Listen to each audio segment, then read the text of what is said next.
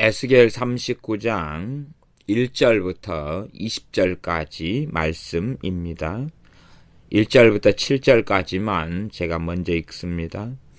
그러므로 인자야, 너는 곡을 쳐서 애언하여 이르기를, 주 여호와의 말씀에 로스와 메섹과 두발 왕 고가 내가 너를 대적하여 너를 돌이켜서 이끌고 먼 북방에서부터 나와서 이스라엘 산 위에 이르러 내 활을 쳐서 내 왼손에서 떨어뜨리고 내 살을 내 오른손에서 떨어뜨리리니 너와 내 모든 떼와 너와 함께한 백성이 다 이스라엘 산 위에 엎드려지리라. 내가 너를 각종 움키는 새와 들짐승에게 붙여 먹게 하리니 너가 빈들에 엎드러지리라. 이는 내가 말하였음이니라. 나 주 여호와의 말이니라. 내가 또 불을 마곡과 및 섬에 평안히 거하는 자에게 내리리니 그들이 나를 여호와인 줄 알리라.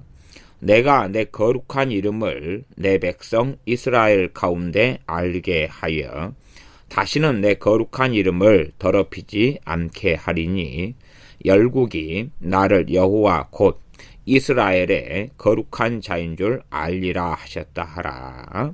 아멘. 에스겔 39장은 38장에 이어서 곡에 대한 하나님의 애언의 말씀이 되고 심판의 말씀이 됩니다. 38장에는 마곡과 또한 마곡의 왕인 곡에 대한 말씀이 있었습니다. 39장 1절부터 살펴봅니다. 그러므로 인자야, 너는 곡을 쳐서 애언하여 이르기를, 주 여호와의 말씀에 로스와 메섹과 두발 왕 고가 내가 너를 대적하여, 하나님께서 대적하시는 이가 곡이라. 근데 곡에 행하는 일은 왕으로서 행하니 곡왕이 되어지고, 곡왕은 로스의 왕이고 메섹의 왕이고 두발의 왕이다는 것입니다. 전에 말씀드렸던 것을 다시 반복하여서 말씀드리자면, 역사적으로 이 곡이 누구인가 하는 것을 찾아내려는 시도들은 참 많이 있었고, 그러한 시도들은 계속 이어져 왔습니다. 한 500년 전에도 이 곡이 누군가 하는 시도들 참 많이 했었지요. 종교개혁자들 같은 경우에도 곡이 누군가 하는 고민을 당연히 했었고, 지금까지의 성서신학자들도 곡이 누구인가 하는 것을 찾아내려고 애를 써 왔습니다. 성경은 항상 이런 전제로 보시면 좋겠습니다.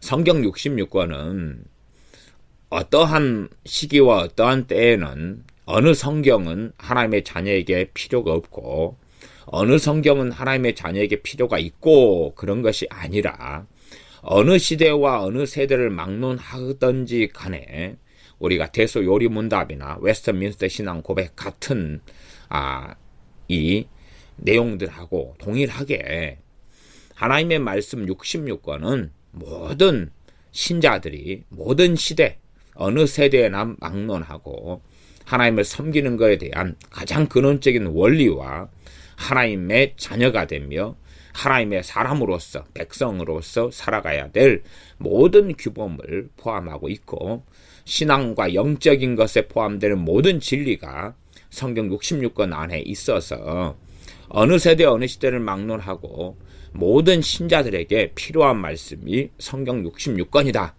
하는 기본적인 성경론에 대한 이러한 것을 알고 생각하고 있어야 됩니다. 그러한 전제 속에서 성경을 이해하고 아는 것이 필요하겠습니다. 가령 요한계시록에서 7인이라든지 7인에 이어지는 7 나팔이나 7 대접의 재앙이 아직 닥쳐오지 않았기 때문에 이러한 요한계시록의 말씀이 아직 그 시대가 되지 않았기 때문에 불필요하다. 그렇게는 생각하면 안 되겠죠. 마찬가지로 다니엘서에 있는 많은 말씀들이 미래에 대한 말씀이에요. 다니엘 선지자의 기준으로 한다면 다 당연히 이 하나님께 주시는 꿈이나 이상들이 미래에 대한 말씀들이고, 나아가서 마지막 때에 이어지는 말씀들까지도 포함되어 있습니다.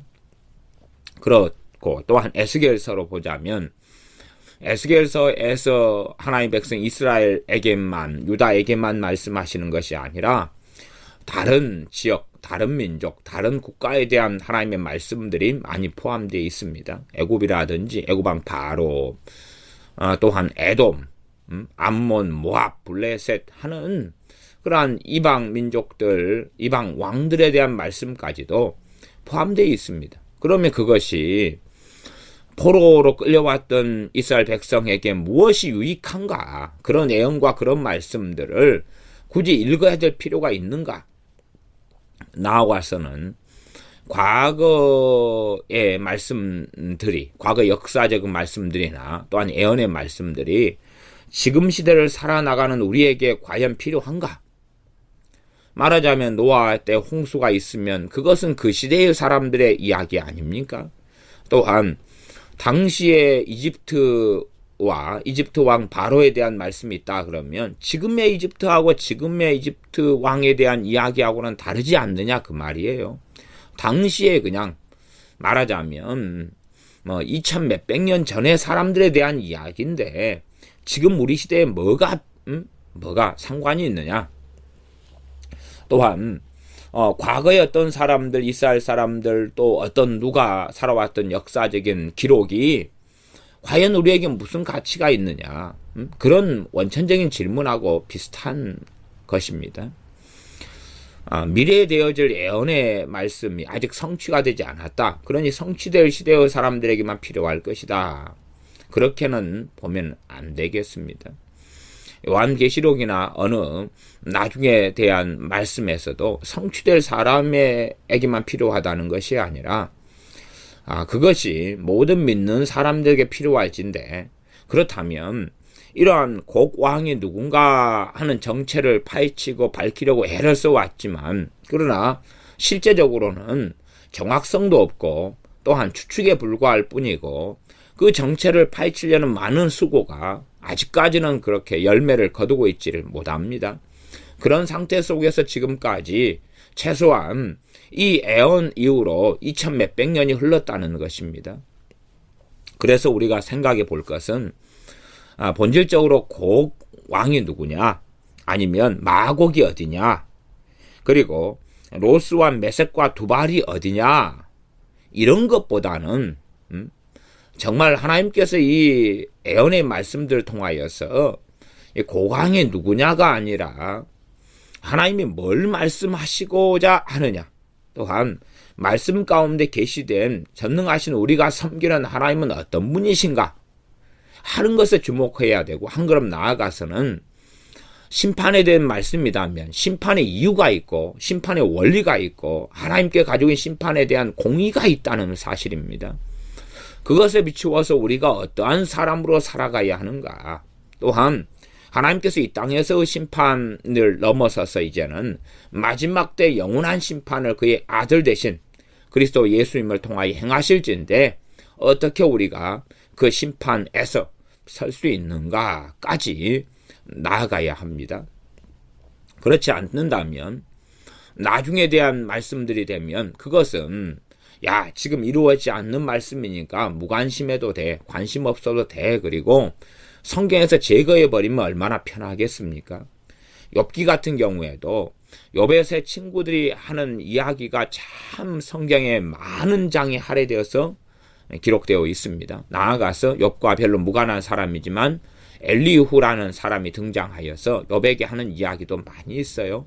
또 욥이 어리석지만 욥이 그에 대하여 한 반증, 변론 등등이 많이 있습니다. 그러나 욥도 하나님 앞에 옳지 않다 판명받았고, 또한 욥의 세 친구는 더더군다나 정당하지 않고 틀렸다고 판명받았습니다. 그럼에도 불구하고 도대체 욥에 있는 이 많은 말씀들이 어디에 쓰여질고 어디에 유익한고, 우리하고는 전혀 무관한 사람들인데 상관없는 과거의 역사적인 동방 사람 욥과 또한 욥의 세 친구 등에 대한 기록일 뿐이지 않는가. 그렇게 생각한다면 욥기를 통하여 하나님께 우리에게 말씀하시고 은혜 주시고자 하는, 깨우치시고자 하는 그런 것을 놓쳐버리게 되어질 겁니다. 그래서 역사적으로 고광에 대한 정체를 밝히려고 애를 써왔으나 이러한 수고가 무용했기 때문에 정말로 곡이나 마곡에 대한 하나님의 심판과 멸망에 대한 선고가 무가치한가, 아니면 지금 시대를 살아나가는 우리에게는 필요가 없는가, 혹은 이것이 성취될 시대의 사람들에게만 필요한가, 그렇지 않다는 것입니다. 그래서 고광에 대한 것을 여러 가지로 우리가 이해하고 해석하는 개연성의 측면에서, 가능성의 측면에서 이해해야 하는 게 필요하고, 제가 그래서 고광에 대한 것에 대해서는 가장 깊이 있기는 그렇게 이해하면 저는 좋겠습니다. 원수 마귀 사탄에 대한 이해를 가지고서 살펴보는 것이 전제이고, 나아가서는 적그리스도, 사단의 사잡잡인 적그리스도에 대한 이해, 나아가서는 하나님을 대적하여 일어나는, 하나님에 대하여 하나님께 경배하고 섬기지 아니하는 이러한 세상 권력에 대한 이야기까지, 나아가서 이것이 곡왕에 대한 것이 단지 그냥 어느 마지막 때에 대한 특별한 요한계시 20장 8절 같이 나와 있는 이런 고광에 대한 성취는 당연한 것이지만, 일례로 이 구약시대의 마지막 이스라엘에 대한 큰 환란이 되었던 수리아 왕, 이러한 사람, 안티오쿠스 같은 사람에 대한 예언의 성취가 어느 정도 있다는 것을 많은 성서학자들이 인정하는 것처럼, 이렇게 점진적으로 특별한 시대 어느 때에 대한 것이 공통적으로 곡 왕에 대한 이해를 가져야지 합당하다, 이러한 제 견해를 앞에서부터 쭉 말씀해 오고 있습니다.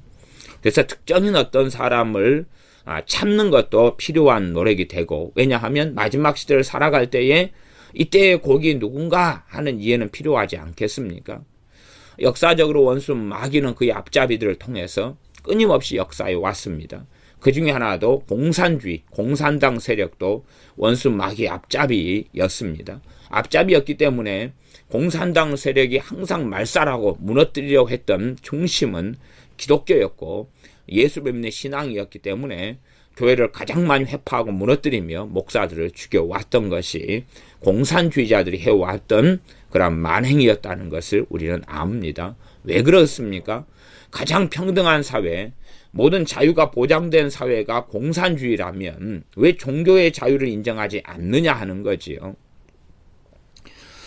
자, 이제 39장으로 다시 돌아가겠습니다. 그래서 하나님께서는 롤스와 메섹과 두발 왕 고가, 내가 너를 대적하여 이 두발 왕, 롤스 메섹과 두발 왕 곡을 하나님께서 대적하신다. 그러니 이 곡의 자리에 있는 왕, 곡 왕의 자리에 있는 자들을 하나님께서는 어느 때나 항상 대적하십니다. 시편과 잠언으로 이야기한다면은 하나님께서 의인과 의인의 길을 걸어가는 자와 함께 하시고, 악인의 길을 걸어가며 악인의 삶을 도모하며 악인의 길을 따라가며 악인으로 살아가는 자를 하나님은 항상 대적하시는 것과 마찬가지라는 사실입니다. 심령이 가난한 자에게는 복을 주시며 애통하는 자에게 위로를 주시는 것처럼 악한 계획을 일삼으며 악을 달려가는 자들을 하나님이 대적하신다 하는 것입니다. 또한 그런 길을 걸어가는 사람이 말하자면 곡 왕이 되고 곡이 될 수밖에 없다는 것을 이해해야 되기 때문에 어느 시대에나 저는 그렇게 생각하고 믿습니다. 곡은 존재해 왔다.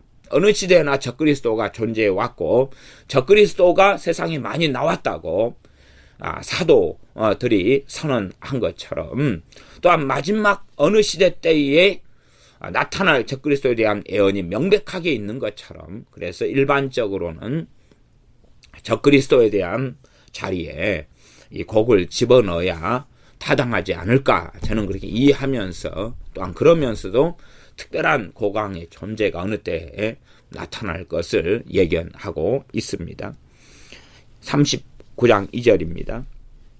너를 돌이켜서 이끌고 먼 북방에서부터 나와서 이스라엘 산 위에 이르러 너 활을 쳐서 내 왼손에서 떨어뜨리고 내 살을 내 오른손에 떨어뜨리리니 너와 내 모든 때와 너와 함께한 백성이 다 이스라엘 산 위에 엎드려지리라. 내가 너를 각종 움키는 새와 들짐승에게 붙여 먹게 하리니 너가 빈들에 엎드려지리라.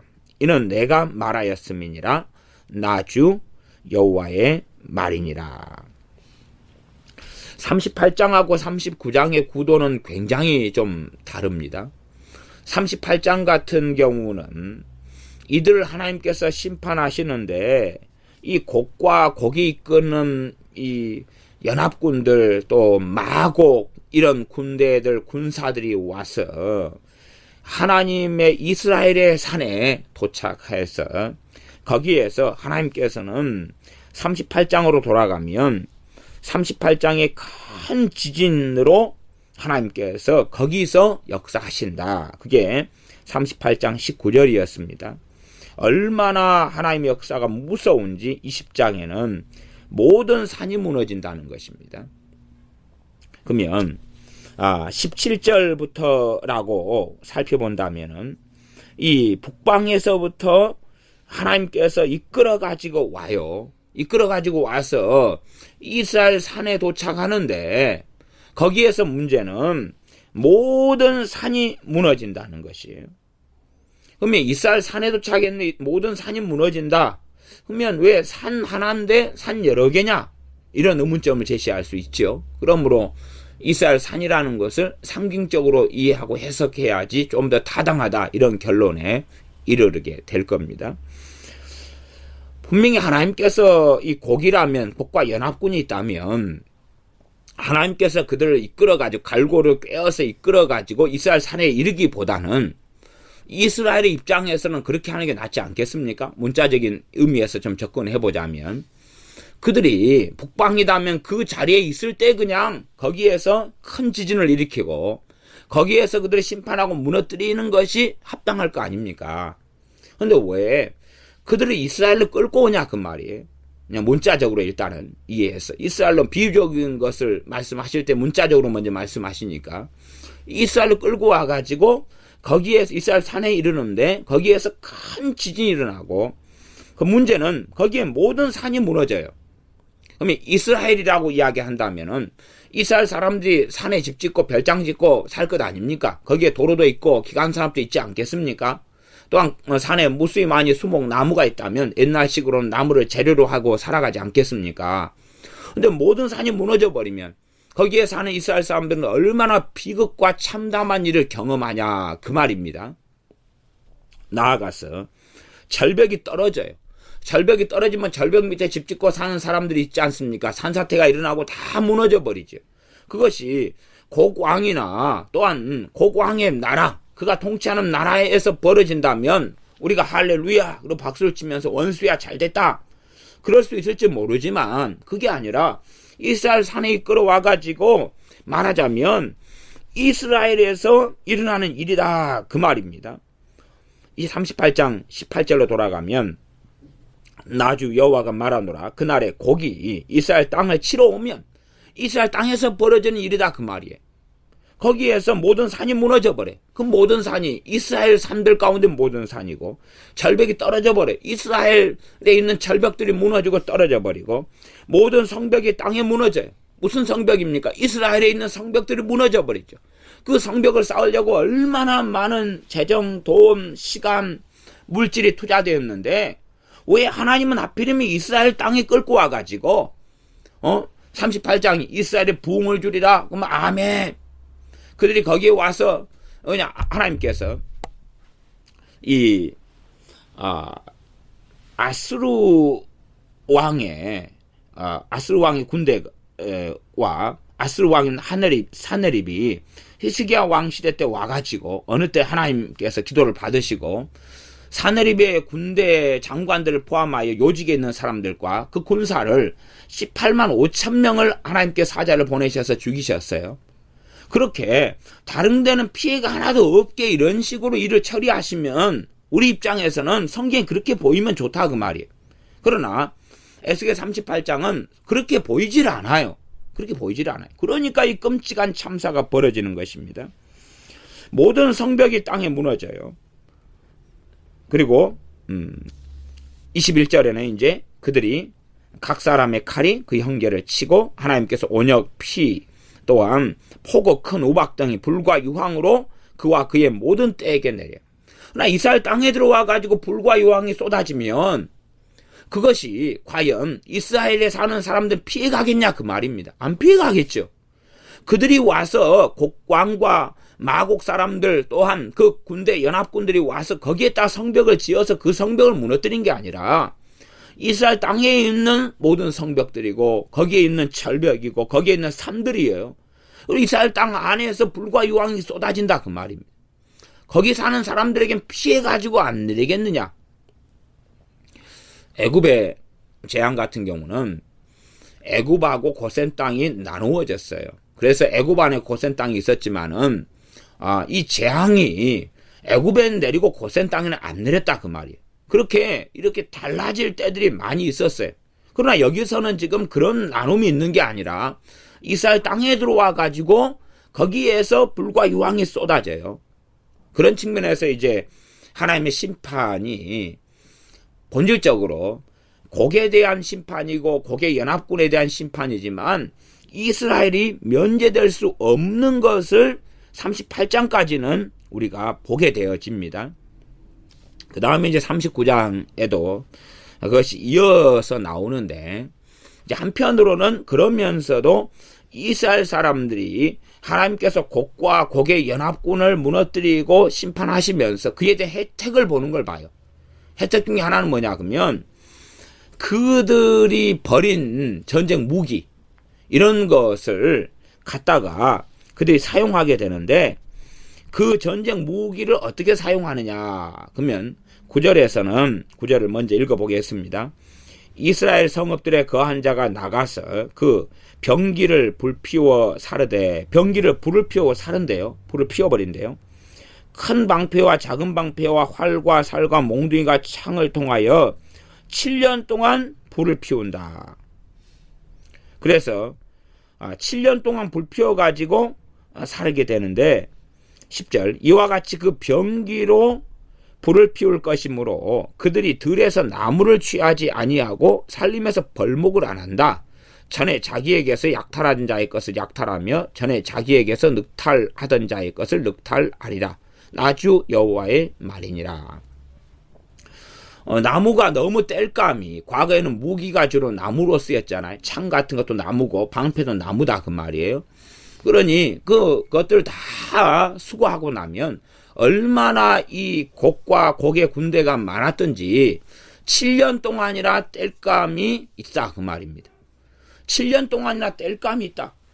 그러면 이제 이것을 어느 시대인지를 몰라도 지금 현 시대에 벌어진 일이거나 지금 시대나 아니면 다음 시대 그 다음 시대 그 다음 시대 언제 벌어진 일이라 그러면은 전쟁을 기본으로 한다 그러면 나무 무기를 가져오는 적은 없을 것 아닙니까?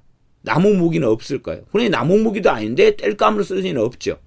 그러니 결국은 이것을 나중 시대나 지금 시대로 한다 그래도 이것은 상징적인 해석을 해야 돼. 말하자면 문맥적인 의미 해석을 기본으로 삼아야 된다 그 말이죠.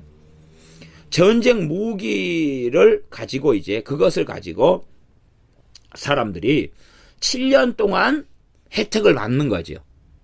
그러면 그 7년도 문자적인 7년이 될 것이냐 상징적인 7년이 될 것이냐는 또 애매한 문제가 되겠죠. 문자적으로 7년을 남겨놓고 나머지를 상징으로 볼 수도 있습니다. 그 다음에 다 상징으로 봐서 7년을 완전수의 개념으로 봐서 하나님의 정하신 어느 때 정도까지의 이스라엘이 이 전쟁 물자를 통해서 돈을 벌고 이익을 남기고 유익을 얻고 하는 걸로 이해할 수 있어요. 그렇기 때문에 참 이 나중 되어질 예언에 대하여 우리가 이제 지금 시대를 살아나가는 사람은 문자적으로 이해하는 것이 상당히 곤란한 이해가 됩니다. 그래서 우리가 문자는 중요한데, 성경의 문자는 중요해요. 근데 그 문자를 어디에서 쓸 때 중요하냐? 그러면 이런 애언서들에 대해서는 문맥적인 의미를 파악하는 데 있어서 문자주의와 성경 한 구절 단어가 중요한 것을 우리가 알아야 됩니다. 문맥을 파악하기 위해서. 이 문맥에서 해석이 나오고 의미가 나오지요. 그럴 때에 지금 시대로 간다면 상징적인 해석이 되지 않으면 곤란해지게 됩니다. 정말 많은 사람들은 문맥적인 의미를 파악하기보다는요, 자꾸만 어떤 거에는 근거 없는 상징주의를 가져가 버려요. 근거가 없는. 자기 마음대로의 근거 없는 상징주의를 가가지고 어디에서 근거가 있는지도 생각하지 않은 상태에서 말을 하고 가르치기도 하고 해석하기도 합니다. 그러면 근거 없는 상징이나 근거 없는 어떤 성경 구절의 뜻이 옳다 그래도 문제는 다른 데 가면 틀려버리는 것입니다. 여기에서는 옳게 말했지만 그거에 대한 근거가, 성경적인 근거가 희박하고 약해요. 그러니까 다른 데 가면 말이 안 되는 일이 벌어지고 맙니다. 좀 어려운 이야기로 요한계시록에 가면 두 증인이 있습니다. 두 증인에 대하여 성경에 기록된 것 중에 하나를 보면 두 증인은 하나님 앞에 있는 두 감람나무고 그 다음에 두 촛대다 그렇게 나옵니다. 두 감람나무고 두 촛대다. 그러면 성경에서 이제 촛대가 어떤 의미로 쓰였는가를 확인해 가야 될 것 아닙니까? 심지어는 이 두 증인에 대하여서 공격하고 회방하는 사람들에게는 이 두 증인의 입에서 불이 나와가지고 그들을 불태워 죽여버린다 그래요. 그러면 역사적으로 사람 입에서 불이 나와가지고 사람을 불태워 죽일 수 있었습니까? 없었습니까? 한 번도 그런 일이 없었지요. 정말로 두 증인은 그들을 회방하는 자에게서 입에서 정말 불이 나올까요? 정말 불이 나올까? 그러면 얼마나 놀라울까? 용가리도 아니고 정말 불이 나올까요? 아니면 요한계시록에서 이 한 아들을 낳은 여인이 도피합니다. 도피하는데 예뱀 용이 예뱀 용이 이제 막 물을 흘려 보내요. 그래서 땅이 이제 그 지진을 내어가지고 그 물을 갖다가 싹 없애면서 그 여인을 보호합니다. 이런 내용이 나오면 과연 그게 정말로 그 문맥적인 의미를 파악해서 그 문맥적이어서 그게 상징적으로 이해해야 되는 것이 맞지. 문자적으로 용이 그냥 진짜 마귀가 사탄이 물을 보내요. 물도 가능하겠죠. 홍수를 보내거나 뭐 그렇게 하는 게 가능하다 치면은 그런 식으로 해가지고 여자를 공격한다. 그럼 그 여자가 진짜 문자적으로 여자냐 그 말이에요. 아니면 교회를 이야기하든지 뭐 이런 의미가 돼야지 단지 여자로만 문자적으로 맞추면 되겠냐 그 말이죠. 그것처럼 두 증인이다 그럴 때에 제가 이 두 증인의 정확한 이해나 해석이 무엇이라는 걸 말씀드리려는 건 아닙니다. 그러나 최소한 두 증인에 대하여 두 촛대라고 이야기했어요.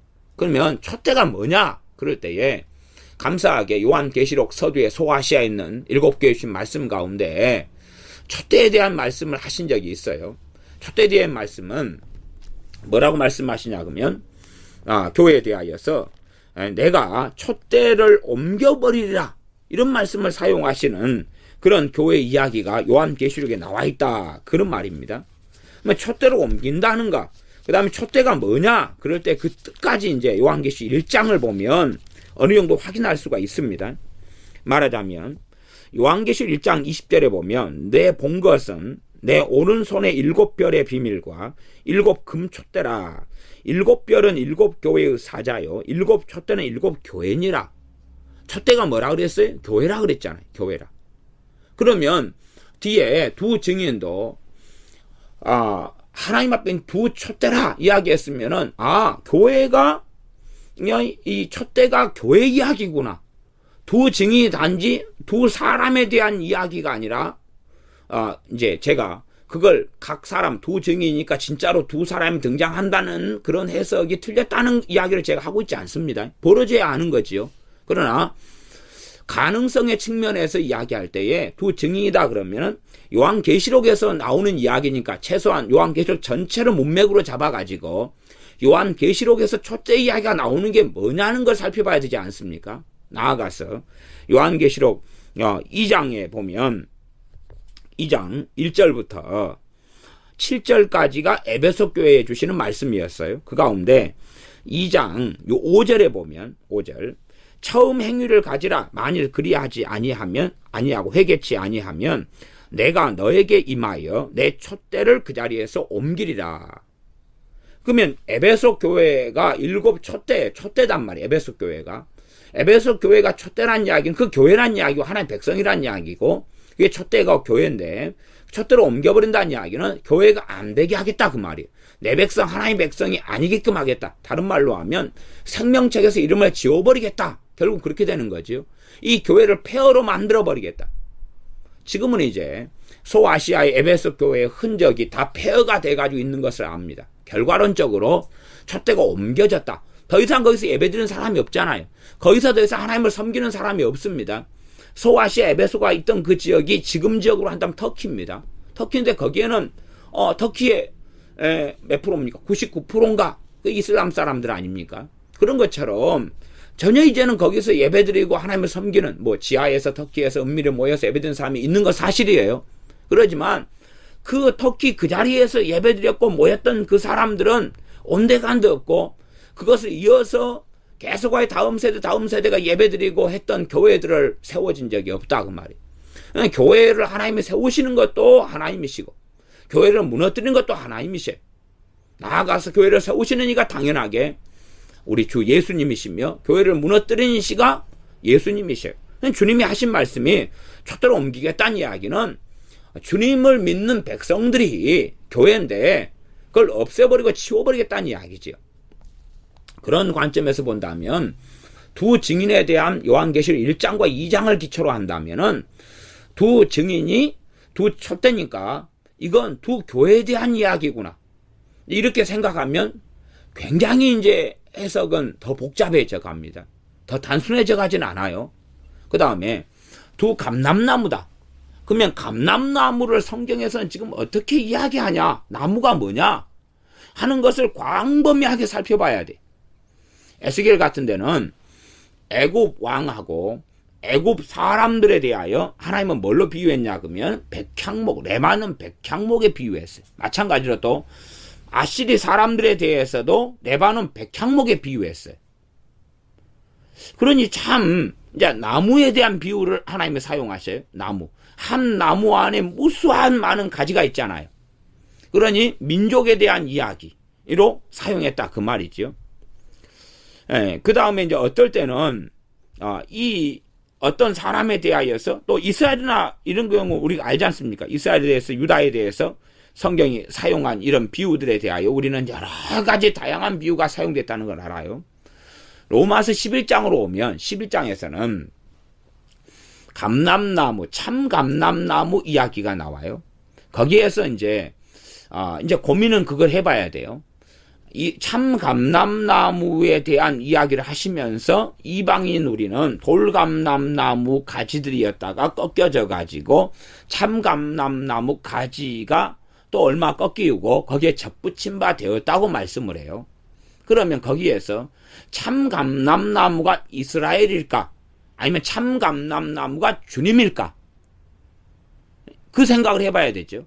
그러니까 어떤 문맥에서는 감람나무가 이스라엘이 될 수가 있어요.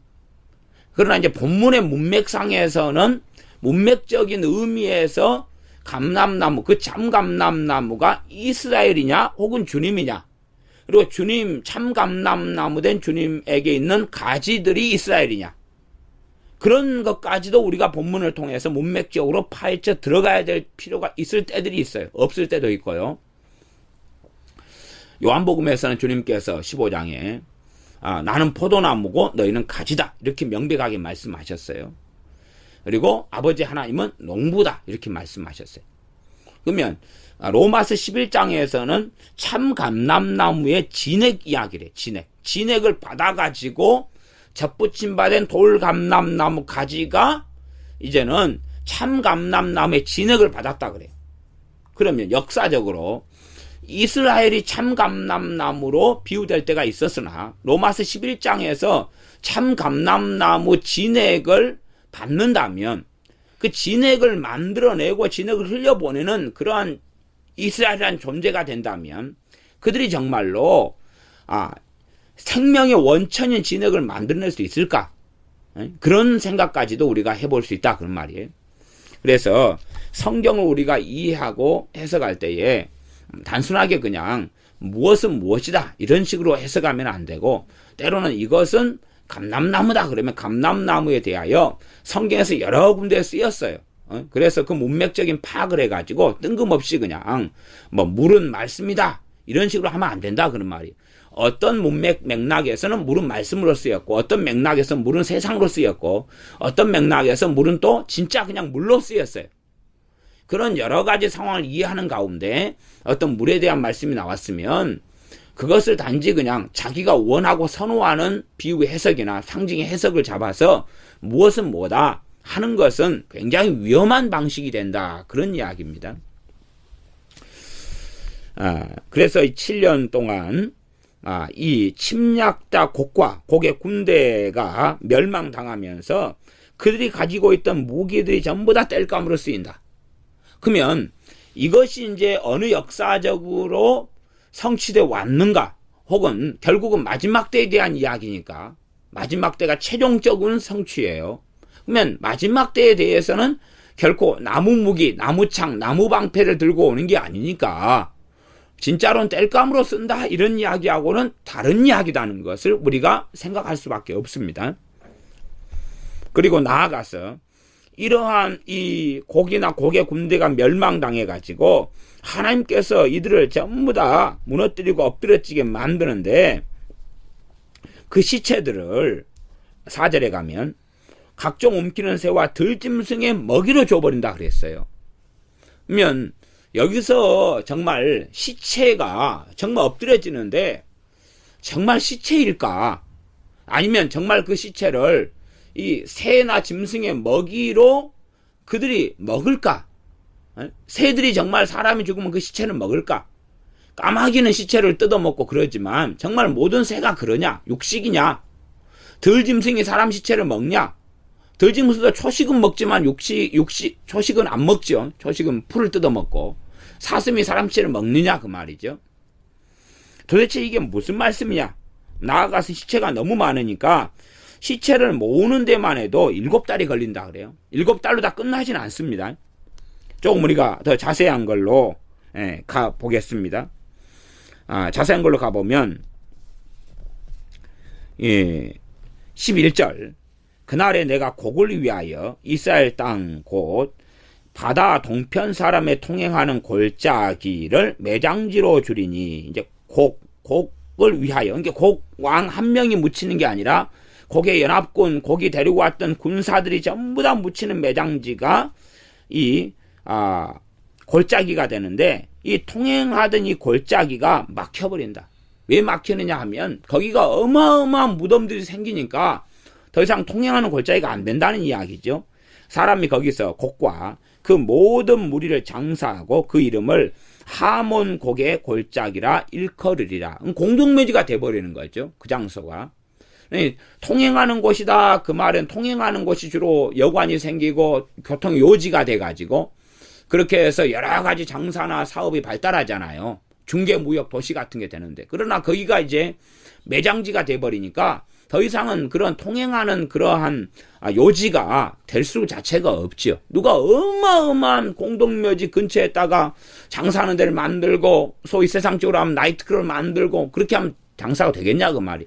여관 여인숙을 만들고 호텔을 만들어 봐야 창문 열면 어마어마한 무덤이 보이는데 그걸 보고 누가 그 호텔에서 잠을 자겠습니까? 12절 이스라엘 족속이 7달 동안에 그들을 장사하여 그 땅을 정결케 할지라. 그러면 38장에서는요 이스라엘 땅의 모든 산이 무너져버린 이야기가 나왔어요. 근데 이제 여기서는 또 어떻게 보면 멀쩡한 것처럼 보여요. 이스라엘 이 족속들에게는 아무런 피해가 없는 것처럼 보입니다. 그런 면을 볼 때는 38장하고 39장은 굉장히 상반적인 내용이 함께 공존하고 있습니다. 그렇기 때문에 성경 해석이라는 게 굉장히 난해함을 이 고광이나 고광의 군대나 여기에 이스라엘 땅에 대한 거 또 이스라엘 산에 도착했는데 그런 이야기가 반드시 난해성을 포함하고 있다는 것은 우리가 이해를 하며 개연성을 충분히 가지고 그러면서도 문맥상 잘못 해석하는 것들까지는 배제할 수 있는 지혜와 지각을 가질 수 있어야 됩니다. 12절 이스라엘 족속이 7달 동안에 그들을 장사하여 그 땅을 정결케 할지라. 시체가 너무 많으니까 7달 내내 시체를 거두어 가지고 파묻어야 돼. 장사를 해야 돼요. 그러면 앞에 말씀을 한다면 짐승하고 새들은 먹이로 시체가 되니까 최소한 이제 뼈다귀들 중심이 많이 남겠죠. 뜯어먹고 좀 남은 살점들 그렇게. 그러면 도대체 군대가 곡과 곡의 군대가 얼마나 많았냐? 얼마나 많았길래 시체 치우는데도 7달이 걸리냐? 그 다음에 이 시체라는 것은 우리가 지금에는 과학 문명이 있어가지고 의학 지식이 좀 있어서 압니다. 시체를 7개월 동안 아무리 새나 짐승이 뜯어먹는다 그래도 이스라엘 사람이 시체를 치우는데 7달이 걸린다면, 그 정도 걸린다면, 시체를 뜯어먹는 것이 짐승과 새가 돼야 한다면은, 새와 짐승이 얼마나 많은 숫자가 돼야 되냐, 그 말이에요. 그러면 지금 현재 우리는 문명사회에 살고 있으니까, 지금 이스라엘 산이나 들판에는 새나 짐승이 별로 없다는 걸 압니다. 지금 시대에는 산에는 짐승이 별로 없어요. 그러니 사냥꾼이 지금 직업이 만들어져 가지고 동물 사냥해서 먹고 산다 그러면 딱 굶어 죽어요. 왜냐하면 그런 짐승은 산에가 거의 없기 때문에 그래요. 아마 우리 동네는 아직도 땅꾼이 간혹 있거든요. 하지만 땅꾼으로 사는 것도 불법적이지요. 땅꾼들은 좀 몇 명 먹고 살아요. 왜? 뱀은 그냥 전문가만 잡기도 할 뿐만 아니라 사람들이 별로 관심이 없는 거거든요. 산에서 만나면 뱀이 있으면 서로 피해가죠. 사람이나 뱀이나. 그런 것일 뿐이니까 그렇지만은 일반 짐승은 얼마나 있느냐. 뒷산 이런 근처에 산들에 보면은 멧돼지도 좀 있고 우리 동네는.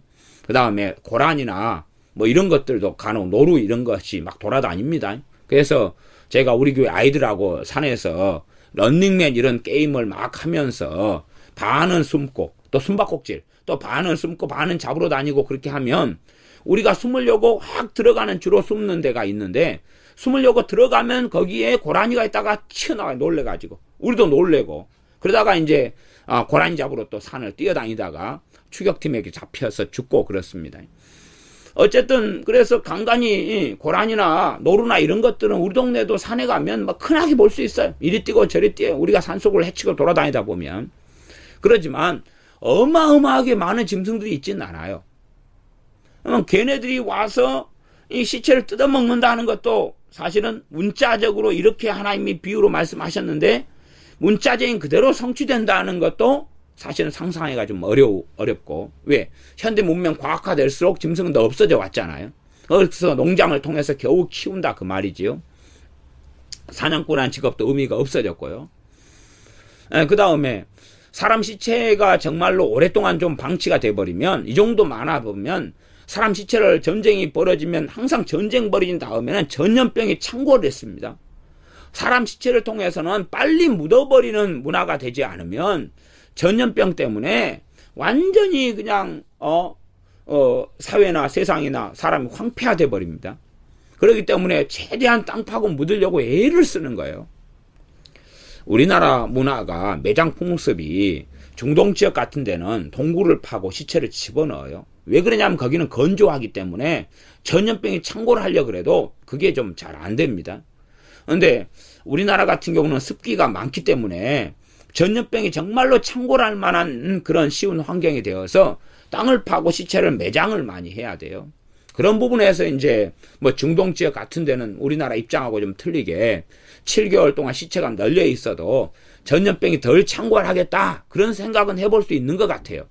그러나 시체가 7개월 동안 이렇게 난잡하게 있는데 사람은 그걸 보고 정상적으로 이스라엘 사람들이 사는 게 가능할 것 같습니까? 집 밖에 나가면 시체가 널려 있고 맨날 시체만 채우는데 사람들 생각은 정상이겠냐 그 말이에요. 새가 와서 두 누나 중에서 한 누나를 파먹고 한 누나는 밥 먹다가 남겨놓고 감도 아니고 홍시도 아니고 그렇게 살점 뜯어먹고 놔두고 구더리가 기가고 7개월 내내 그러대는데 이런 거에 문자적이다면 제가 문자적이 아니다 이런 이야기를 하는 게 아니라 이제 이 문맥상 문자적이다는 입장에서 먼저 문자적으로 돼 있는 말씀을 이해하는 가운데서 문자적으로 나아가든지 혹은 상징적으로 나아가든지 그렇게 되는 것이니까 문자적이다는 이해를 먼저 기본으로 가져야 된다는 이야기죠. 그 가운데 이제 전체 문맥의 의미를 잡은 다음에 상징으로 가든지 아니 문자적으로 남든지 이 두 개가 섞이는 의미를 가지든지 간에 이해하게 된다는 이야기니까 7개월 동안 시체가 널브러져 있어가지고 있는 상황에서 이스라엘 족속이 이제 가가지고 사람들이 막 가서 시체를 치우는 게 우선순위니까 시체를 채우고 그다음 시체들 가지고 있던 물건이나 물자나 이런 전쟁 무기들을 모아가지고 땔감으로도 쓰고 한단 말이죠. 7개월 동안이나 아니 7년 동안이나 쓰는 거예요. 시체를 모으는 데는 7개월이 걸려요. 7개월이 모아가 치우는 그것도 다 못 치웁니다. 다 못 치우고 그냥 기본적으로 시체 정리를 하는 데가 7개월이에요. 그렇게 해서 이제 이 하몬곡의 골짜기를 무덤으로 공동묘지를 만듭니다.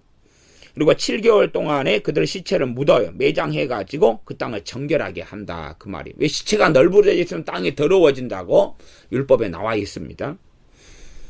13절. 그 땅 모든 백성이 그들을 장사하고 그러니 지금 이스라엘 족속에 대한 이야기가 나와 있으니까요.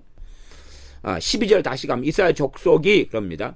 그러니까 이스라엘 족속을 이제 이 문자적인 의미 속에 이해한 다음에 이스라엘 족속을 상징적으로 이해할 것인지 아니면 상징적으로 말은 로마서 11장에 있는 이 참감람나무인 이 하나님의 백성이 말하자면 이스라엘과 유대인의 차별이 그리스도 안에는 없어졌죠. 그런 참감람나무로서 하나님께서 이스라엘을 상징하거나 아니면 참감나무 가지들로서 상징하는 그러한 걸로 우리가 이해하는 이스라엘 족속의 개념을 가질지 아니면 문자적으로 즉 팔레스틴에 있는 아브라함의 후손되는 이스라엘 족속으로 가질지를 우리가 생각해야 된다 그 말입니다. 양자로 다 볼 수 있고 이것 아니면 저것 그렇게 볼 수 있고 이것과 저것 이렇게 볼 수 있습니다. 12절에 이스라엘 족속이 7달 동안에 그들 장사하고 13절 그 땅 모든 백성이 그들을 장사하고 그러니 시체 장사한 데만 해도 지금 모든 백성이 달려들어야 될 일이었구나. 그렇게 시체가 많구나. 그러면 단순하게 한번 계산해 봅시다. 가령 한 이스라엘 사람 100만 된다고 가정해 봅시다. 100만 돼 가지고 애들은 가라 그런 상태에서 성인들만 시체를 치운다고 봅시다. 그러면 100만 가운데서 한 이제 100만이 너무 적게 잡는 건가요? 그래도 일단 최소한 잡아봅시다. 최소한 잡아가지고 좀 산수 계산하면 듣는 사람들이 좀 머리가 아플 겁니다만은 200만 잡아가지고 그냥 계산하기 쉽게 100만이 시체 치운다고 합시다. 100만 시체를 치우는데 장비를 동원해서 시체를 치울 거 아닙니까? 포크레인 같은 걸로 막 파야 되잖아. 중장비. 그냥 단지 3만 가지고 하는 건 아닐 거 아니에요. 한 사람이 하루에 시체를 몇 개 정도 치울 수 있을 것인가? 그냥 하루에 적게 잡아서 땅 파고 묻고 포크레인 같은 거 땅 파주면 갖다가 묻고 그런 작업을 한다 그러면 그래도 가볍게 10구 이상은 시체를 치울 수 있겠지요. 안 그러겠습니까? 10구도 적게 잡은 겁니다. 그럼 100만 명이 하루에 시체 10개를 치운다 그러면은 하루만 되면은 1000만 구를 치웁니다. 그러면 10일이면 1억 구예요. 30일이면 3억입니다.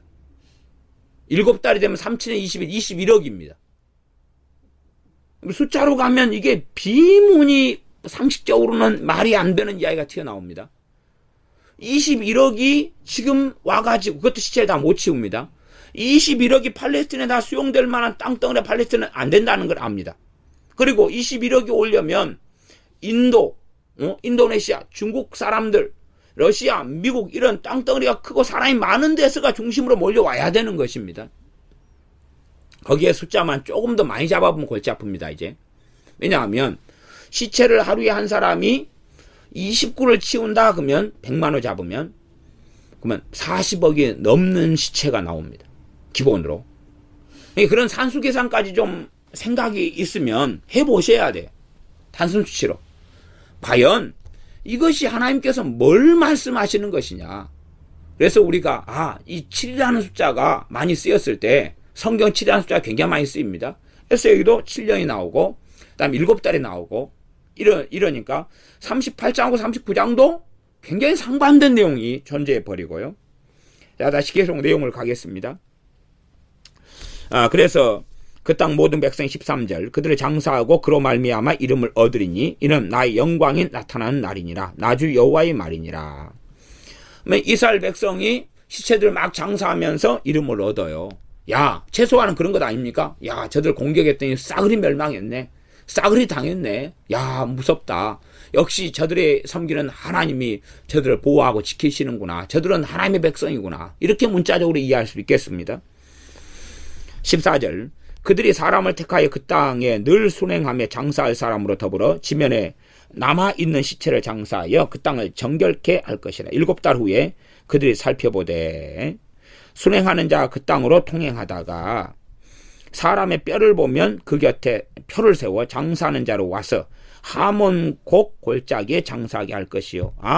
7달 후에 지난 다음에는 이제 이들이 한꺼번에 시체를 거두고 모으는 일은 끝났고 이제 그 다음에 순행하는 자라는 이런 이 전문적으로 이 시체를 치우는 사람들을 선발해가지고 이 사람들을 통하여 시체 치우는 일을 한다는 이야기입니다.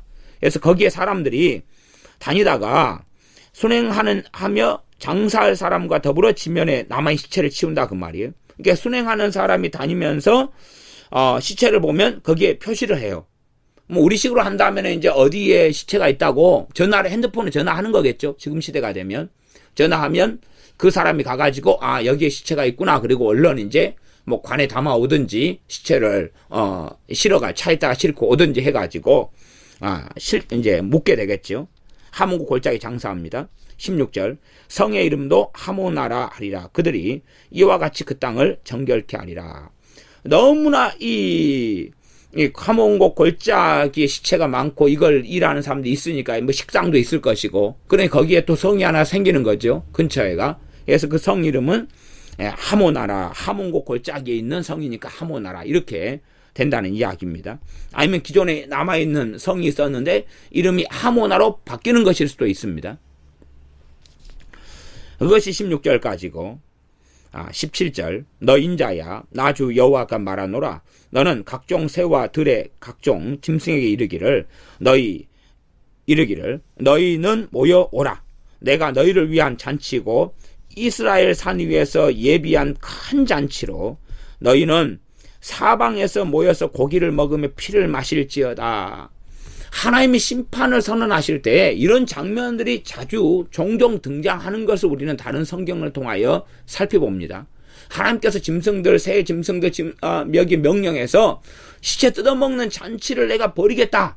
이런 이야기가 나오고 요한계시록에도 그런 말씀이 등장하는 것을 우리가 알고 있습니다. 그래서 계시록과 최소한 연결해 볼 수가 있고 나아가서 전체 이야기는 하나님의 심판에 대한 이야기입니다. 심판.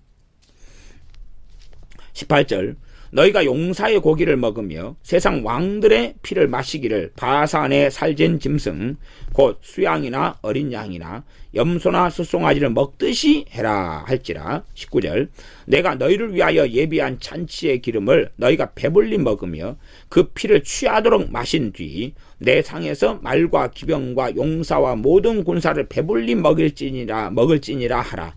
나 주 여호와의 말이니라. 17절부터 20절까지는 하나님의 심판이 얼마나 무서운지, 그래서 하나님께 심판의 도구로서 죽이신 다음에 그 시체들이 그냥 평안히 장사되거나 그렇게 하시지 않고 다 짐승의 먹이로 또 새의 먹이로 죽였으며 얼마나 이 바산의 살찐 짐승고 수양이나 어린 양의 염소 수송아지를 먹듯이 누가 먹는 것입니까? 이런 짐승들이나 사자가 먹는 그런 것처럼 또 우리가 돼지의 삼겹살을 먹고 소의 안심 스테이크 등심 이런 걸 먹는 것처럼 짐승들이 그렇게 새들이 그렇게 아주 그냥 취하도록 먹는 식사로 제공하겠다. 이런 끔찍한 말씀을 지금 하나님은 17절부터 20절까지 하고 있습니다.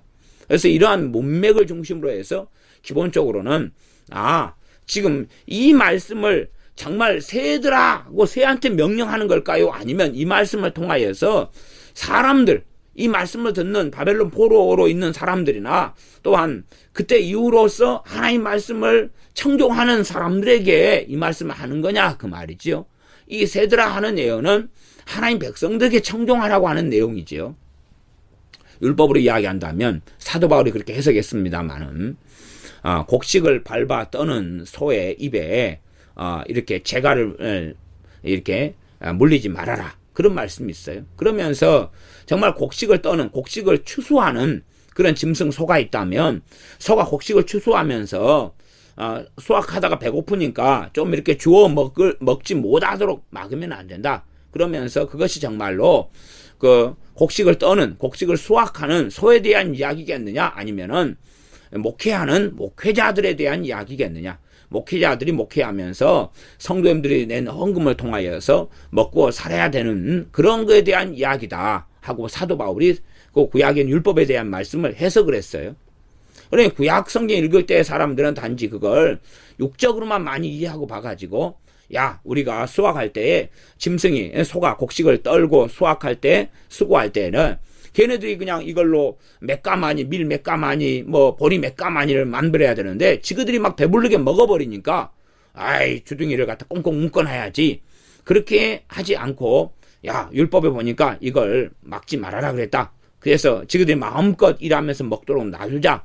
그런 걸로서만 해석했다 그 말이에요. 그러나 본래 의미를 사도 바울이 밝힌 것이에요. 그런 것처럼 우리가 구약에 있는 많은 상징적으로 하나님께서 하신 말씀을 이해하지 못할 때가 너무 많아요. 물론 상징적인 해석이라는 것은 참 주의해야 됩니다. 양날의 검처럼 잘못 사용하면 얼마든지 잘못된 길을 통하여서 미혹 속에 들어갑니다. 그러므로 우리가 어떤 성경에 애매모호한 성경이나 상징적으로 해석되는 성경이 있다면 명백하게 성경 66권 나와 있는 명백한 말씀들, 특별히 신약에 있는 명백한 말씀들을 기준으로 해가지고 해석해야 되는 것은 당연한 일이 됩니다. 그리하여서 어느 선을 넘지 않도록 정말 주의하고 조심히 해야 될 성경 해석이 이 구약의 애언들, 특별히 되어질 일들에 대한 애언에 대한 상징적인 말씀이 되겠습니다. 최소한은 이제 제가 이 39장 1절부터 20절까지 내용 가운데 이것이 상징적이 될 수밖에 없다. 물론 상징적이 되는 가운데 어떠한 부분은 충분히 문자적인 의미를 가질 수 있다. 이런 이야기를 제가 했습니다. 다시 좀 앞으로 넘어가 보겠습니다. 넘어가서 39장 3절에는 너 활을 쳐서 내 왼손에서 떨어뜨리고 내 살을 쳐서 내 살을 내 오른손에서 떨어뜨리리니, 북방에서부터 이 곡과 곡의 군사들이 옵니다. 그게 2절이었어요. 그러니까 이스라엘 산 위에 이르른다 그래요. 산 위에.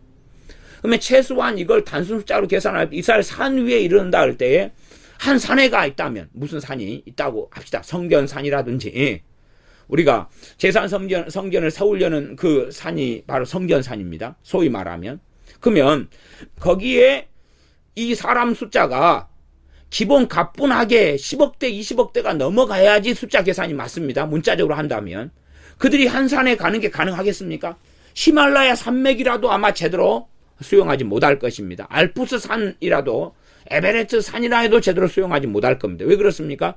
에베레스트 산이 다 꼭대기까지 다 올라가면 어찌 될지 몰라도 누가 몇 명이나 거기를 등반하고 올라갈 수 있겠습니까? 그 아래에만 모일 수 있을 뿐이겠죠.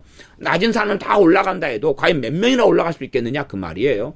그렇게 따지면 제가 산중 수치 계산을 따질 때에 이 시체를 7달에 비추어서 사람들이 다 와서 장경들이 나와서 묻는다 그래도 과연 그렇게 7달에 걸쳐 묻고 시체가 남아돌 정도로, 그래서 순행하는 자나 장사하는 자가 따를 줄 정도로 7달이 지난 다음에 되어지면 시체가 몇 구냐 그 말이에요. 몇 구냐. 가뿐하게 몇십억 구가 되는 거예요. 과연 그게 될 것인가? 정말로 몇십억이라는 사람이 구약에, 아니 뭐 중세기에 십자군 원정처럼 그렇게 어마어마하게 가가지고 거기에서 전부 다 시몰살이 돼가지고 시체가 그렇게 많을까? 정말 그게 가능할까? 이제 그것까지 우리가 의구심을 가지고 살펴봐야 되겠습니다. 그래서 이제 3절에는 활과 화살, 왼손에가 활을 쥐죠. 활을 쏘는 사람들은. 그 다음 화살은 오른손에 쥡니다.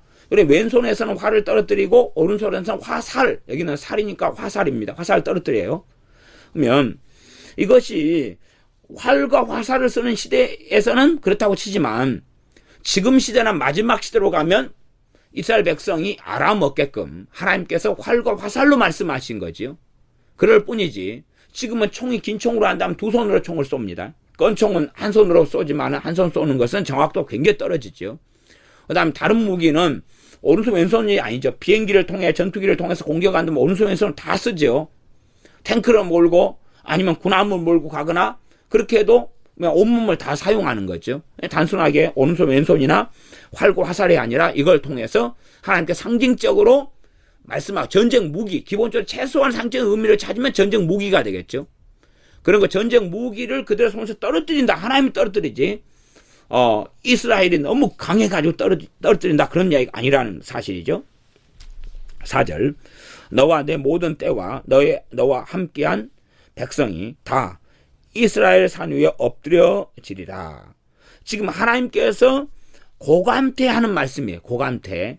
내가 너를 대적해서 그 다음에 너를 돌이켜서 이끌고 북방에서부터 나와서 이스라엘 산 위에 이르게 끌고 오겠다. 이게 하나님이 내가 너를 대적하는데 너를 이스라엘로 끌고 오겠다 그 말이에요. 하나님이 끌고 오겠다. 거기에서 이제 사건이 벌어지는데 너가 내 손에 있는 활과 화살을 떨어뜨리고 그 다음에 너와 함께한 모든 사람을 이스라엘 산 위에서 엎드려지게 하리라. 그러면 이스라엘 산 위에 엎드려진다. 그러면 시체를 갖다가 산에서 다 엎드려졌는데 거기에서 이스라엘 산이 아무리 크다 그래도 7개월 동안 시체를 치울 정도로 산이 클까요? 아니겠죠. 지금 이스라엘 산 위에 엎드려진다 그랬잖아. 이스라엘 산 위에. 이스라엘 산은 사실은 얼마 없다는 거 우리가 압니다. 성경 지리나 지도를 통해서나 산은 그렇게 많지 않아요. 또 산에 다 이 전쟁 공격하러 오는 이 군사들 다 쓰러진다 그래도 7개월 동안이나 시체를 치울 만큼 넓은 산이 없습니다. 큰 산이 없어요. 그러면 이스라엘 산이라는 것도 결국은 상징적인 내용일 수밖에 없는 거예요. 결국은 모든 문자적으로 우리가 전체를 훑어본 다음에 지금 이야기하는 거지만은 그럼에도 불구하고 굉장히 이건 상징으로 볼 수밖에 없는데 어느 상징이냐, 뭘 염두에 둔 말씀이냐 하는 거에 대한 애매모호성이 있다는 것은 우리가 전제로 알고 있어야 돼요. 4절 하반절. 내가 너를 각종 움키는 새와 들짐승에게 붙여 먹게 하겠다. 그래서 너가 빈들에 엎드려지리라. 이는 내가 말하였음이니라. 나주 여호와의 말이니라. 6절은 내가 또 불을 마곡과 및 섬에 평안히 거하는 자에게 내리리니 그들이 나를 여호와인 줄 알리라. 지금 마곡에도 하나님께서 불을 내린다 그랬어요. 그 불이 정말 지금 에스겔 38장에 있는 것처럼 불과 유황이나 큰 우박덩이나 폭우 같은 불일 수도 있어요. 불과 유황 같은 것이 어디에 떨어져요? 마곡에. 이 앞에 38장 뒤에서는 어디에 떨어집니까? 이스라엘 땅에 떨어졌어요. 그리고 39장에서는 39장 6절에서는 마곡에 떨어져요. 마곡에. 마곡이 특정한 러시아라든지 어느 나라일 수도 있고 아니면 세상에 대한 이야기일 수도 있습니다. 마곡에 떨어지고 심지어 섬에 평안히 거하는 자에게 내린다 그래요. 평안히 거하고 있다가 하나님이 불을 내리니까 완전히 그런 사람은 한편으로는 뒤통수 맞는 거 아니겠습니까? 평안히 살고 있는 이러한 여기서는 섬, 그런데 섬을 일반적으로는 섬으로 이렇게 보기도 하고 아니면 해안 지역으로 이야기하기도 합니다. 섬 그렇게 번역도 되고 그 다음에 해변에 있는 도성이나 해안 지역에서 평안히 안심하고 살고 있는 평안하게 살고 있는 곳에 하나님께서 불을 내리겠다.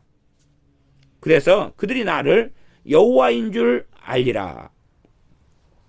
그러면 불을 내리니까 이것이 좋은 의미에서 그냥 막 성령님의 불을 내리고 부흥의 불이 내려가지고 마곡에 떨어지고 삶의 평안이 거하는 자에게 내려가지고 부흥이 일어나서 회개하고 그러니까 여호와 하나님인 줄 전능하신 하나님을 알게 된다. 그런 의미면 참 좋겠지만 문자적으로는 그런 의미가 아닌 줄 압니다.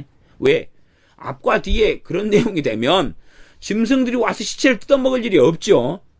그러니 지금 전쟁하러 곡왕과 곡왕이 군사를 거느리고 왔는데 그들은 전부 다 이스라엘 산에서 엎드려져 버리고 그 다음에 그들을 보냈죠. 지금 전쟁 물자를 가지고 보내고 백성들이 보냈겠죠. 대표로. 그러한 마곡하고 섬에 평안히 거하는 그들 해안 지역에 있는 이 도성들에게 하나님께서 불을 보내가지고 공격해버린다 그 말이에요. 7절. 내가 내 거룩한 이름을 내 백성 이스라엘 가운데 알게 하여 다시는 내 거룩한 이름을 더럽히지 않게 하리니. 다시는 이란 이야기가 나와. 다시는 더 이상, 그 말, 다시는 더 이상 하나님의 거룩한 이름을 더럽힌다, 그 말, 모독하지 않게 하겠다. 그러면 인간 세상 가운데 역사적인 어느 때에 하나님의 영광이 나타났다고 합시다. 가령 시내산에서 광야에 있었던 이스라엘 백성들이 시내산 하나님의 영광을 그들은 보았습니다. 그 다음에 그들이 본 다음에 정말 하나님께 영광 돌리고만 살았습니까? 아니면 그들이 결국은 하나님의 이름을 더럽혔습니까? 그들이 더럽혔죠. 역사는 이렇게 계속 반복되어 왔습니다. 하나님을 알았던 하나님의 백성들이 하나님을 등지고 하나님의 이름을 모독했을 때가 아주 많았어요. 이방 사람들만이 아니라 하나님의 백성들 자체도 하나님의 이름을 더럽힌 적이 너무 많았어요. 그러면 여기에 있는 말씀도 정말 하나님의 이름을 이방인들이 더 이상 안 더럽히게 될까? 사람들은요, 내가 오래 경험했던 거라도 내년이 되면 망각해버립니다. 하물며 내 세대, 다음 세대가 왔을 때는 전도서에 있는 말씀처럼 다 망각하고 다 잊어버리는 것입니다. 근데 더 이상 하나님 이름을 더럽히지 않는다는 것이 가능한 이야기가 아닐 겁니다. 그러하면 도대체 이러한 말씀이 어떤 의미가 될 것이냐? 어떤 의미가 될 것이냐? 내 백성 이스라엘 가운데 내 거룩한 이름을 알게 하겠다는 게 무슨 의미가 될 것이냐?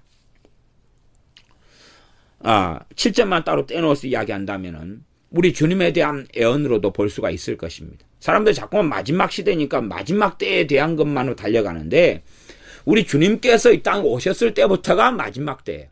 마지막 시대이고 마지막 때가 된 거예요. 마지막 때에 아버지께서 그 아들을 이 땅에 보내신 거예요. 주님이 이 땅에 초림하실 때부터가 마지막 때, 마지막 시기고.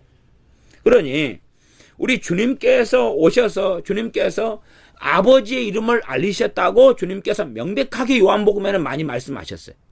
아버지의 이름을 알리셨다고. 그것의 성취가, 이 7절의 성취가 그렇게 보는 것이 제가 보기엔 타당하게 보여요. 내가 내 거룩한 이름을 내 백성 이스라엘 가운데 알게 하겠다는 것. 내가 내 백성, 내 거룩한 이름을 내 백성 이스라엘 가운데 알게. 누구를 통해서 그랬습니까? 우리 예수님을 통해 그랬어요. 사람들은 우리 예수님께서 예수님의 이름을 알리시며 자신의 복음을 전하셨기 때문에 이렇게 생각하는데 그게 아닙니다. 주님의 공생월 때에, 공생의 동안에 아버지의 이름의 영광을 드러내셨으며 아버지의 이름을 알리셨어요. 그래서 내가 한 모든 말씀은 내가 한 말이 아니라 아버지께서 주신 아버지의 말씀이라는 걸 명백히 주님께서 드러내셨어요. 그러하면 내 거룩한 이름을 내 백성 이스라엘 가운데 알게 하겠다는 것은 주님의 공생의 세월 동안에 주님이 증거했던 말씀이며 주님의 사역이었어요. 복음을 전하는 사역. 복음이 사실 우리 주 예수 그리스도의 복음이지만 본질적으로는 아버지 하나님이 주시는 복음이에요. 다시는 내 거룩한 이름을 더럽히지 않게 하리니 열국이 나를 곧 여호와 곧 이스라엘의 거룩한 자인 줄 알리라. 복음 이후에 이방 사람들이 하나님의 자녀가 되고 돌아오잖아요. 열국이. 그래서 지금 이방인이었던 우리 같은 사람들이 하나님을 찬양하고 예배하며 기도하며 섬기는 것입니다. 본질적으로는 하나님의 백성들은 절대 하나님의 이름을 더럽히지 않습니다. 그러나 하나님의 백성이 아닌 자들이 하나님의 이름을 더럽히는 것입니다. 제가 이제 신학적으로 본질적인 이야기를 그렇게 잠깐 하고 지나가겠습니다. 8절입니다. 나 주 여호와가 말하노라 볼지어다. 그 일이 이르고 이루리니 내가 말한 그날이 이날이니라. 하나님께서 말씀하신 어느 그날이 있다는 거예요. 그날. 그러니까 성경에는 그날에 대한, 여호와의 날에 대한, 그날에 대한 예언들이 굉장히 많이 있습니다. 그 날에 대한 것이 있는데 그날은 본질적으로 심판의 날입니다. 우리 주님께서 이 땅에 도래하신 것은 심판을 행하시려고 도래하셨어요. 구원과 심판의 공존입니다. 주님께서 이 땅에 오심으로써 확실한 심판이 100% 변할 수 없는 심판이 이루어졌는데 그것은 마귀와 마귀의 세력들에 대한 확고한 심판이었습니다.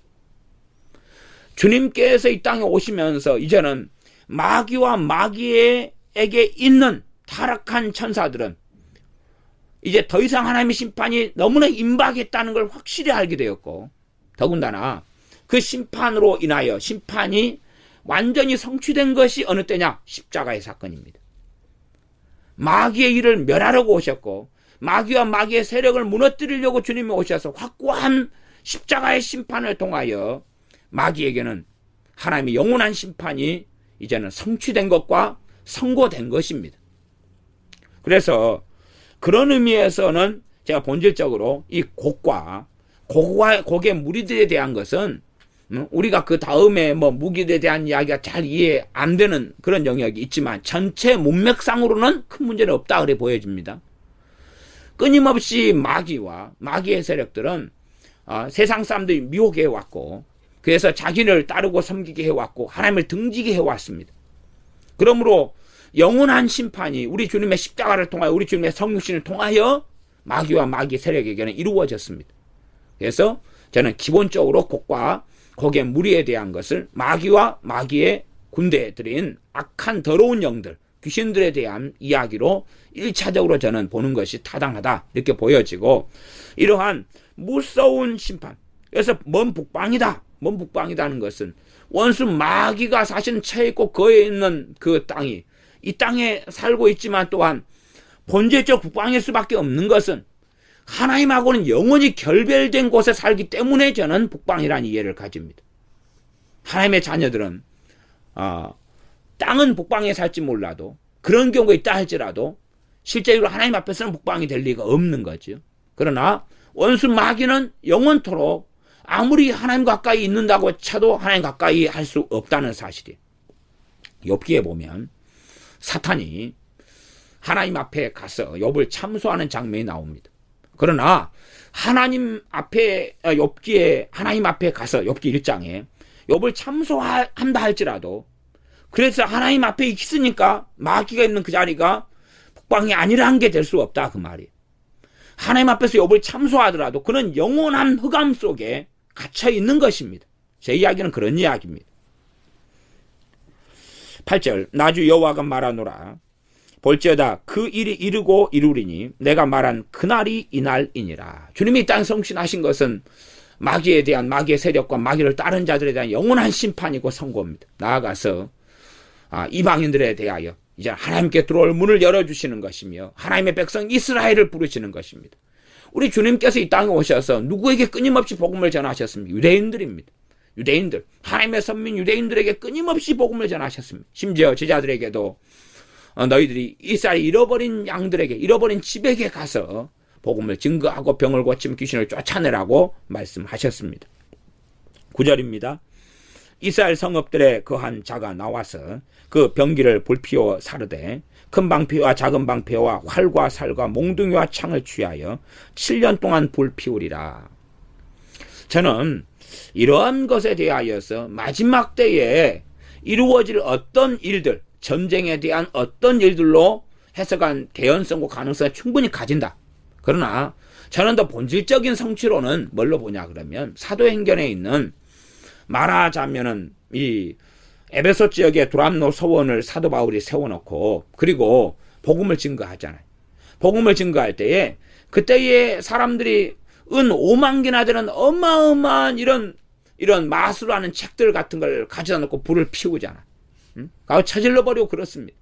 또 어느 곳에는 복음이 임하고 부흥이 임하고 성령께서 나타나고 회개가 일어나니까 도색 잡지들을 가지고 나오고 도색 소설들을 가지고 나오고 도색 그림을 가지고 나와가지고 어마어마하게 불지르고 이런 경우들이 있습니다. 저는 그런 것들 그런 하나님께서 각 영혼들에게 각 지역이나 나라의 복음이 전해지면서 그들이 우상을 불태워버리고 그리고 하나님을 등짓고 떠나왔던 삶의 흔적들을 지워버리며 없애버리며 회개하고 통회하는 그런 것들로 봅니다. 한 사람이 변화돼 가는 데 있어서 많은 여정이 필요하죠. 말하자면 어리석은 거 또한 이 죽어나갔던 사람들 마귀로 인해 죽어가서 영원히 하나님께 떠났던 사람들 등겼던 사람들이 하나님께 돌아오기 위해서 돌아오는 여정 속에서 벌인 일들까지도 포함시키는 내용이다. 이렇게 저 개인적으로는 봅니다. 일단은 제가 개연성에 대한 부분을 이야기할 수밖에 없지 정확하게 곡과 마곡이나 그 군대들에 대한 이야기. 그래서 저는 문자 그대로 어떤 마지막 때 전쟁으로 이걸 해석한다 그런다 할지라도 이건 문자 그대로는 반드시는 될 수 자체가 없다. 논리적으로 문자 그대로만은 꼭 반드시 이루어지지 않고 어떤 부분은 문자에도 어떤 부분은 상징일 수밖에 없다. 당연하게 무기 자체가 나무, 방패, 나무, 창이 될 수 없는 것하고 똑같은 이야기고 7달 동안 시체를 태울 만큼의 사람들의 숫자가 과연 나오겠느냐. 나오려면 이스라엘 사람들이 한 1000명밖에 안 살아야 돼요. 남은 자가. 온 이스라엘 족속에 1000명밖에 없어야 돼. 그러면은 한 어른들 한 500명이 나가 시체를 치운다. 그 정도 돼야지 아마 7달 숫자가 나올 때 그래도 그 사람 숫자가 굉장히 나옵니다. 어쨌든 그거 이제 각자 계산해 보시고요. 그렇게 해서 일단 20절까지는 그렇게 살펴보았습니다. 그 다음에 이제 좀 더 자세한 내용을 21절부터 29절까지 볼 텐데 좀 29절만 보고 말씀을 마무리하겠습니다. 29절입니다. 28절. 전에는 내가 그들을 사로잡혀 열국에 이르게 하였거니와 후에는 내가 그들을 모아 고토로 돌아오게 하고 그 한 사람도 이방에 남기지 아니하리니 그들이 나를 여호와 자기들의 하나님인 줄 알리라.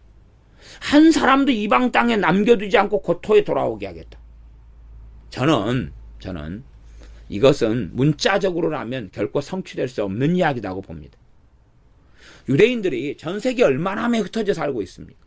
또 유대인 가운데도 자기가 이방 지역에서 직업과 직장을 가지고 그 다음에 유학 가가지고 사는 경우도 아주 많습니다.